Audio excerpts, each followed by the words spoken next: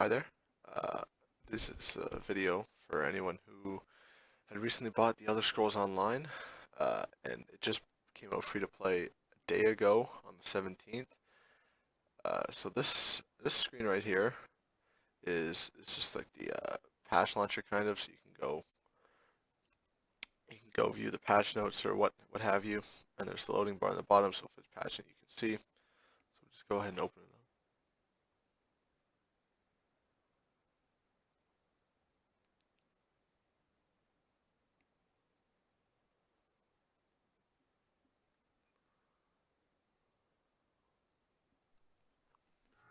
I'm just gonna skip through all these things.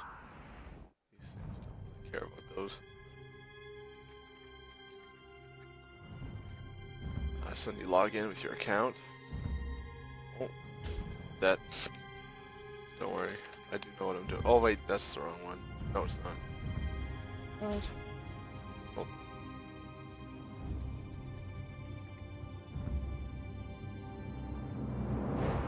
Thank you. Okay.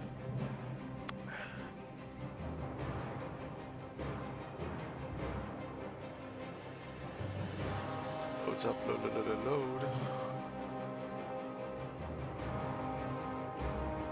Alright, so this is your main screen. So right now I have four characters already. But you can always create more and delete some. So on the left here, all the different options, characters, you can change your settings. You can manage your add-ons. You can play the cinematic trailer. Oops, shit, I didn't do that.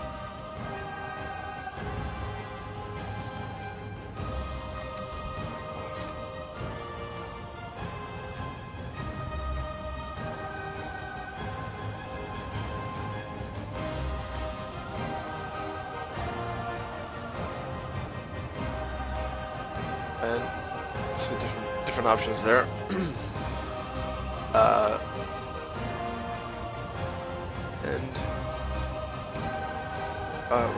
I'm gonna go ahead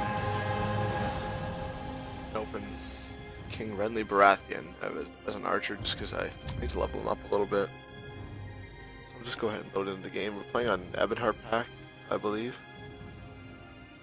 So actually, no, we'll get into it in a second.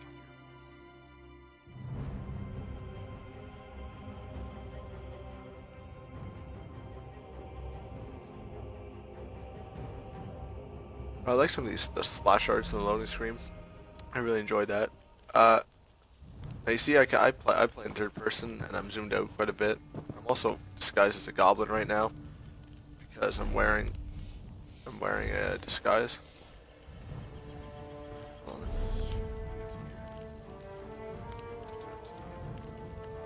Okay, it's just my guild.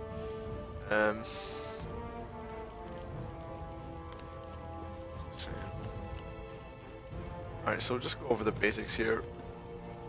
I have a few add-ons at the moment, so you see I have a mini-map add-on that I put on the side just because I kind of liked it. And so the basic user interface we have here at the top is the compass, so you have different nearby locations as well as the compass points to look at. And on the top right there's your quest tracker. Manage your quests. By hitting T, it'll cycle through the ones you have. And if you hit, so right now we're just gonna open. This is your main screen. You'll see how you'll always have your inventory on the left there, and at the top you can cycle through the different categories you can look at. So the first one's the crown store. This came out with Tamriel Unlimited. And you have crowns and you can buy different bundles. I already have the Imperial Edition because I bought the more expensive game for it. And there's bundles, different consumables you can take, costumes which are kind of neat. You got knights, rogues, shamans, scouts, blacksmith, chef, polymorph. The jester one's really funny, and the wedding dress. You can also have different mounts too. There's 2 Guar mounts, which are really awesome. and different horses as well. I really like this Nightmare Coursers. Too bad I didn't have enough crowns to buy it. I would have. And different pets you can buy. I did buy the panther because it looked really cool. And then the next slot up top is your inventory slot. This is an add-on as well that makes it square things instead of, this is the standard look to it like this, but I added like a grid sort of setup for it. So different categories, you got all, your weapon, your armor / apparel, consumables, materials, miscellaneous quest items, and anything you mark as junk goes into this little broken cog section. And these are all your equipped. So you have a hat. Oh god, I don't even have any enchantments on this. Jesus. So you got a hat, shoulder, chest, bracers, a belt, pants, legs, 2 rings, a necklace, and this is where your disguises go. And once you hit, and the weapons down here, you can have one selected, and then once you hit reach level 15, you can you can swap between different weapon setups. So if you have like a bow and something else, or 2 different enchantments on bows, you can swap them in and out. And your carried gold on you is there, as well as your alliance points. So when you reach level 10, you'll go to Cyrodiil, which is sort of like the PvP area where everyone goes and fights for different alliances, and you can gain alliance points there. The next one is your character stats. So you get titles as you either level up in the game or go to Cyrodiil. You also get different bars for your magic, health, stamina. And when you level up, you will gain an attribute point that you can assign to one of these 3 things. Yeah, that's just, I mean, Elder Scrolls has been doing that for a very long time. And then just some miscellaneous stats you can look at here. As well, the riding skills thing. So when you buy a horse, you can upgrade one of these stats once per day. You can upgrade the speed, stamina, or your carrying capacity. It upgrades by 1 every time. And then on the bottom here, you got all your different active effects. So you get the different boons from the Mundus Stones, membership increase, and max stamina from your food. The next one is your skills levels. So this is when you, as you level up or through some certain quests, you will get skill points that you can use to other places to sign up. Depending on what class you choose, you each have class specific traits. So there's 4 classes, I believe. There's a sorcerer, a night blade, dragon knight, and the Templar, which is what this guy is. So these different classes, you get 1 ultimate ability per class item, per class subcategory, and then you can level up your act. You can, as you increase your XP per category here, you will gain access to like the higher level abilities and whatnot, as well as below you have different passive abilities you can level up as well. Again, once you reach certain levels, it will level up. And then you have different weapon traits you can as well use. So you get like 2-handed different traits, 1-handed shield traits, dual wield bow, destruction and restoration staves. You can see the bow has a few of them that I've added passive abilities as well. And you can upgrade different armor too. So usually with the armor ones, there's like 1 or 2 active abilities, and the passives are good because they'll give you like armor bonuses or something. Like for light armor, there's like magicka cost, dealing with magicka. Medium armor is about, critical strikes and stamina, and heavy armor is more about health recovery and like spell and armor resist. And the world tree is one you get soul magic ability. You'll get that automatically off the game, as I believe, and you can assign that if you have empty soul gems and you want to fill them with the appropriate leveled creatures. So like going back to my inventory, I think I have a few. So right now this grand soul gem, so you can capture level 50 souls or better, so that's like level 50 enemies or higher you can capture. and so you can capture level 50 souls, and I mean there's minor soul gems which are for level 19s, and then level 9 for the petty. What's that? Skills. And so that's for that. The Legend Deerman is they added it in like the newest patch, so they added stealing and basically like bounties and stuff. They added that. So Legend Deerman is all about like sneaking or stealing, pickpocketing, all that kind of traits you can have. The guild, depending on what guilds you join in the game guilds, not like people guilds, but actual NPC guilds, like the Fighters, Mage, and Undaunted. For now, I mean, they might add the, what was it? Thieves Guild and the Dark Brotherhood. They might add those. Excuse me. You have access to different traits here, and as well passive abilities, and you also get different racial traits too. So depending on what race you play as, there's like 9 straight off the bat, plus the Imperial if you have the Imperial Edition or buy it. But there's just 9 base ones, I think. I'm not gonna name them all because they're mostly Elder Scrolls in the previous things. So here you get different racial traits you can use. And the last one is crafting. So all the crafting that you can do in the game, you can have access to different passive abilities. Such as for alchemy, this one you can use higher level, make higher level potions, and you can see different ones better, and other than that. And then the blacksmith ones as well, same kind of clothing as well. But the enchanting, provisioning, which is like food making, woodworking, all have different kind of things. So there's aspect and potency improvement. So the certain rune stones you will need, like the certain types of rune stones, like the square ones, the triangular ones, and the circle ones, you can upgrade that. So you can, like, there'll be different colored ones that you can use and to make like more powerful enchantments you can use. And the aspect improvement area is more, you can use the different colored runestones. So it starts off as white, and then green, then blue, purple, and I think orange or yellow is the highest one.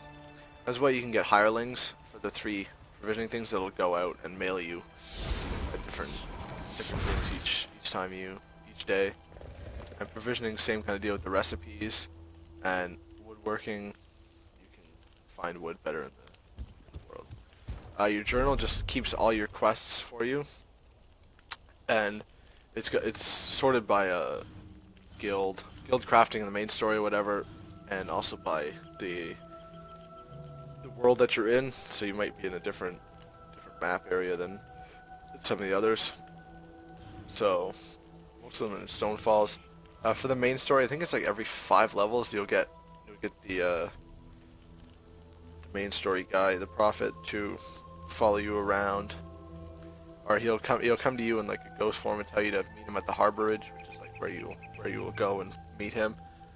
So you can go do that every 5 levels. I don't know if it starts at level 5 or level 10. I think it's level 5.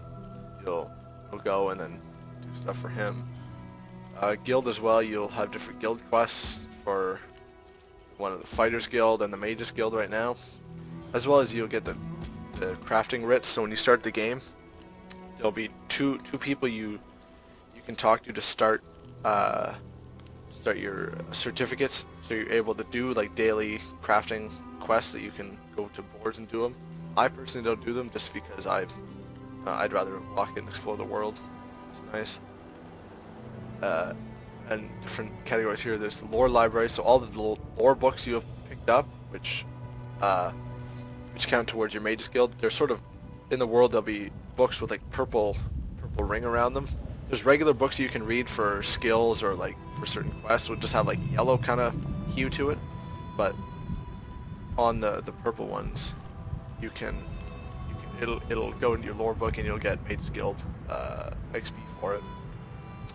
As well as it'll track all your achievements as well. Most achievements will unlock a color in the dye station. So certain achievements correspond to a certain color in the dye station that you can look at. and so you can go and do that there. There's a whole bunch of different categories here you can look through. I'm not going to bother. And as well, there's leaderboards as well. So Alliance Wars or the different trials, like arenas and whatnot you can go to.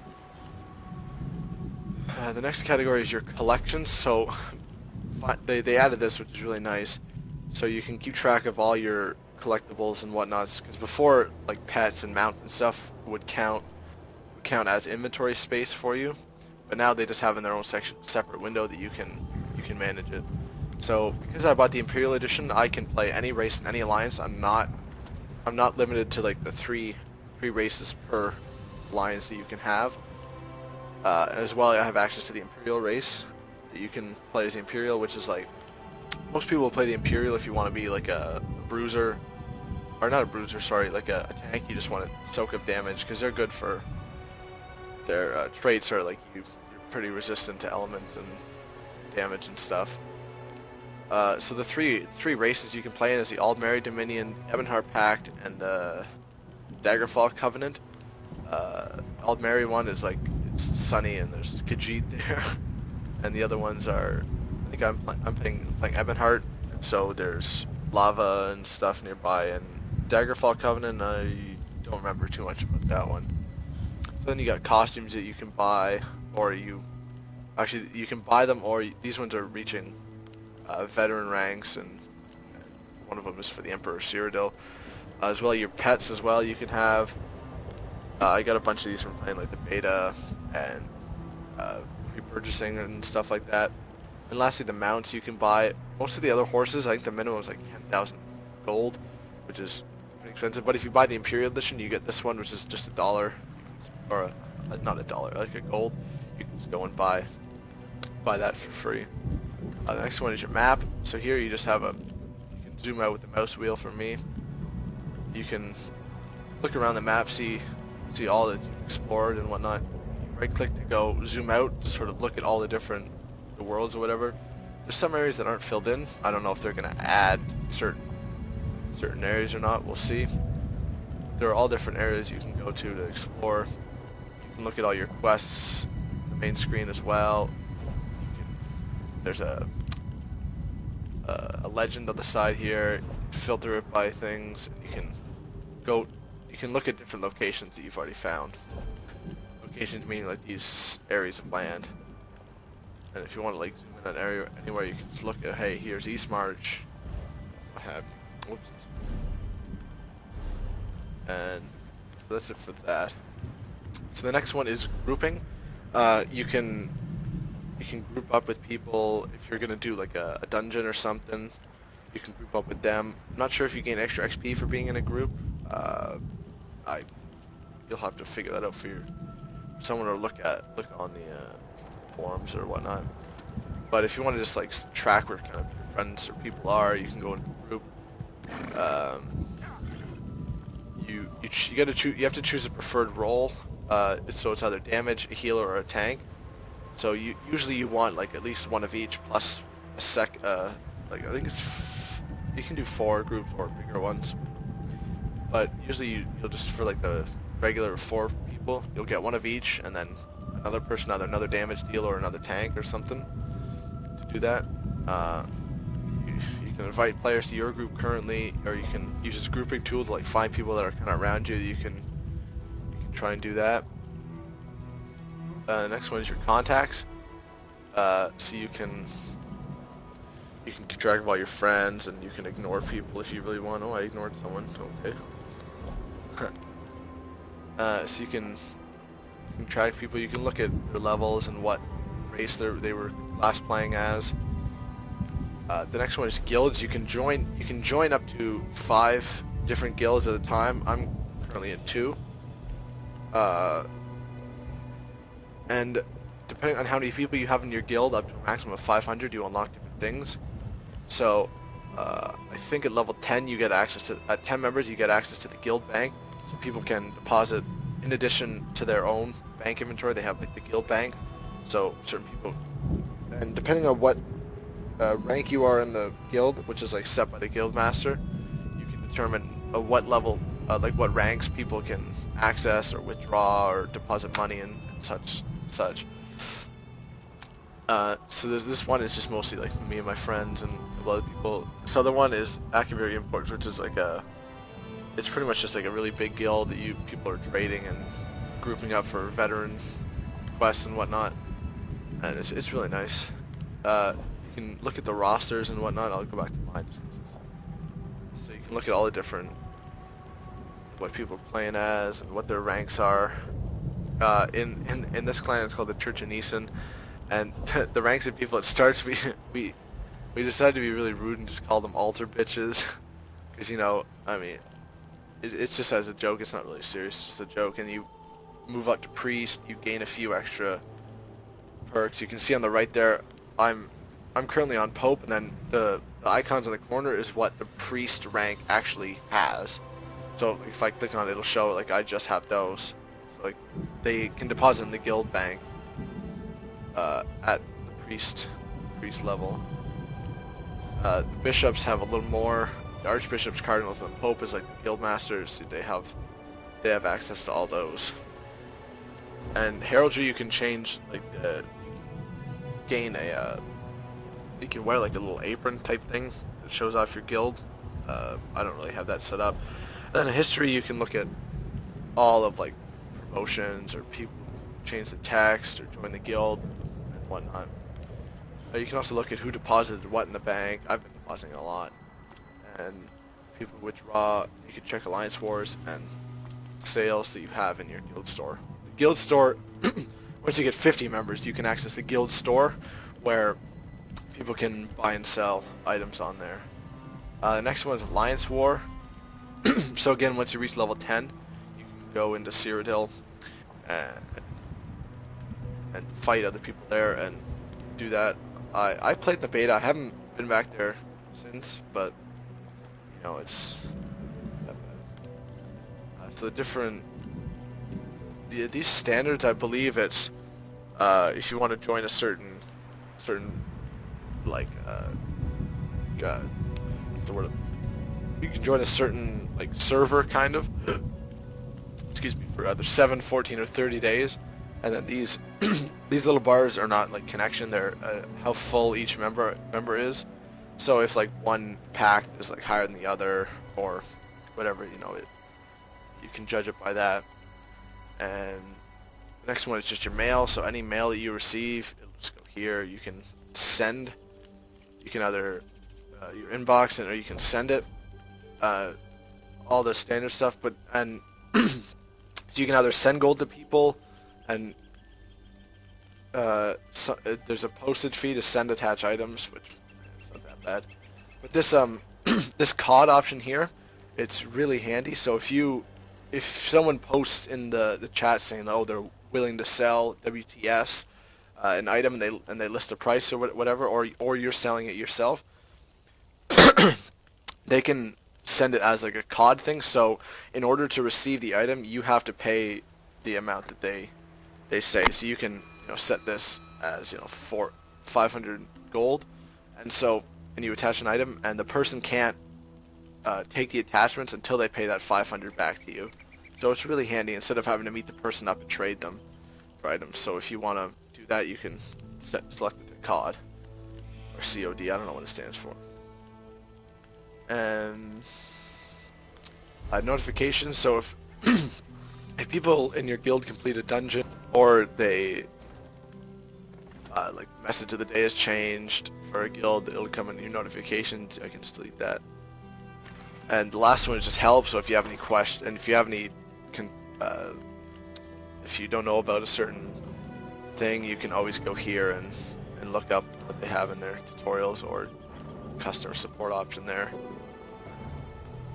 So that's it for the interfaces and other things. Here's jute. That's so if you want to do clothing or whatever, jute is like a light material you can use and make stuff at a clothing station. So you get raw jute. Also have a price tracker add-on. Right, and so if you want to mount a horse here, you can look at H. there's a gentleman there. He's in the same horse as well. So you can always run around with the horse like this and do all that. So that's sort of just the basic layout for ESO. So if you just want to just starting out looking at the interfaces, it's just for anyone who is just starting out and kind of unsure about what's going on. They can do that, and hopefully this helps some people who are just sort of like, just before they start, if they just want to know sort of like the basic overviews about how to play and stuff like that. Alright, so for right now, this will be all that I'll do for beginner ESO things. I might post later on about like in town and about banks and sort of the NPC characters and the town layout and selling and some of the other features. Alright, so this has been very fun, and I hope you all enjoy and hope it helps. See ya.